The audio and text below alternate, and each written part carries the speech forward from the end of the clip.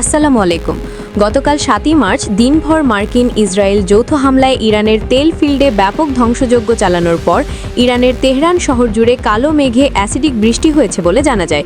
দাবি করা হচ্ছে যে ক্ষেপণাস্ত্র হামলার পর বিদ্যুৎ কেন্দ্র, জ্বালানি সুবিধা এবং শোধনাগারগুলিতে আঘাত হানার পর শহরের বিশাল অংশ হঠাৎ অন্ধকারে ডুবে যায়, যা তেল ক্ষেত্র বা পারমাণবিক ওয়ারহেডেড বোমার প্রতিক্রিয়া হতে পারে বলে বিশেষজ্ঞরা মনে করেন। এর মাঝে একজন সাহসী ইরানি সাংবাদিককে অগ্নির কুণ্ডলীর সামনে হতে রিপোর্ট করতে দেখা যায়, যা ইতিমধ্যে নেট দুনিয়ার ইতিবাচক প্রভাব ফেলেছে। এনবিসি নিউজকে দেয়া এক সাক্ষাৎকারে ইরানের পররাষ্ট্রমন্ত্রী আব্বাস আরগাচি জানায়, তারা আবার যুদ্ধবিরতির আহ্বান জানাচ্ছে। এটা ঘটবে না, যুদ্ধের স্থায়ী অবসান হওয়া উচিত এবং যতক্ষণ না আমরা সেই লক্ষ্যে পৌঁছাই, আমার মনে হয় আমাদের জনগণ এবং আমাদের নিরাপত্তার জন্য আমাদের লড়াই চালিয়ে যাওয়া উচিত।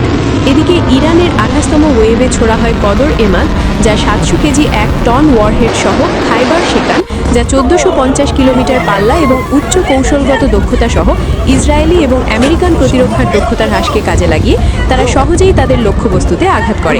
এতে 24 ঘন্টায় 4টি THAAD দূরপাল্লার রাডার ধ্বংস করেছে।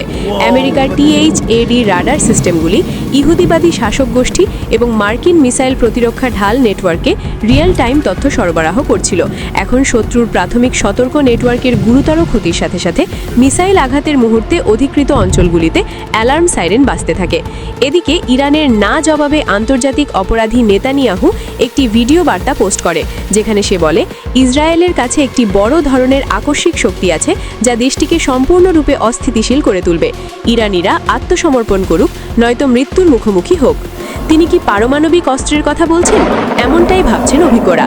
কিন্তু এ সময় তার হাইফার সর্বোচ্চ পারমাণবিক বিদ্যুৎ চুল্লিতে ইরানের ক্ষেপণাস্ত্র নির্দ্বিধায় আঘাত হানে, যেখানে পুরা শহর অন্ধকারে নিমজ্জিত হয়। ইরান আর্মি কয়েকটি ভিডিও পোস্ট করে, যেখানে কদর এমাদ ও খাইবার শেকানের আঘাতে তেল আবিবের এয়ারপোর্ট, বেন গুরিয়ন বিমানবন্দরের বিধ্বস্ততা প্রকাশ পায়।